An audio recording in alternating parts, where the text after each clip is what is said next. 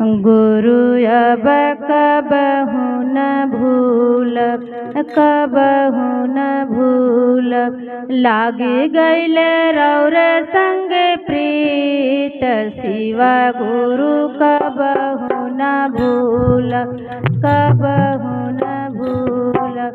कबहु न भूलब गुरु कबहु न भूलब, कबहु न भूलब गुरु कबहु न भूलब।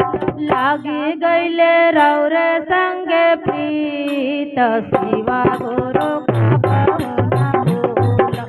लागी गईले रौर संग प्रीत, शिवा गुरु कबहु न भूलब।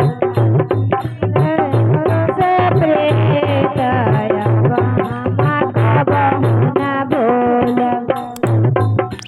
दुखवा के मारल गुरु अइली रड़सरानिया, दुखवा के मारल गुरु अइली रड़सरानिया। दुखवा में हो जाई न सहाय, शिवा गुरु कबहु न भूलब, कबहु न भूलब। लागी गईले रौर संग प्रीत, शिवा कबहु न भूलब। लागी गईले रौर संग प्रीत, गुरु हम कबहु न भूलब। लागी गईले रौर संग प्रीत, गुरु हम कबहु न भूलब। रौर हाई माता गुरु, रौर हाई पिता, रौर हाई माता गुरु, रौर हाई पिता, रौर हाई जगत के महान। शिवा गुरु कबहु न भूलब, कबहु न भूलब। लागी गईले रौर संग प्रीत, शिवा कबहु न भूलब, कबहु न भूलब।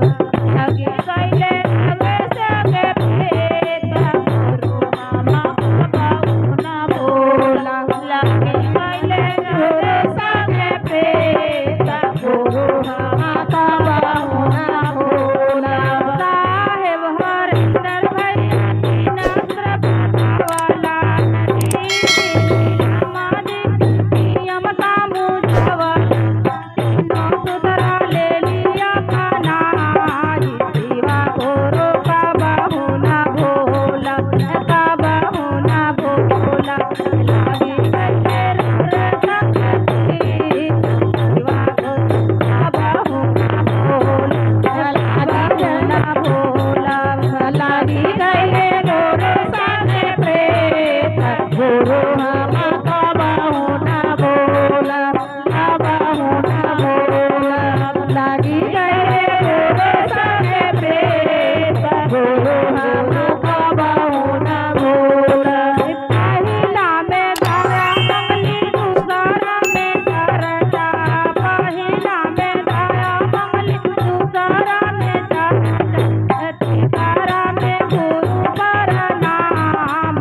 शिवा गुरु कबहु न भूलब, कबहु न भूलब। लागी गईले रौर संग प्रीत, शिवा गुरु कबहु न कबहु न भूलब। लागी गईले रौर संग प्रीत, गुरु हम कबहु न भूलब, गुरु हम कबहु न भूलब। लागी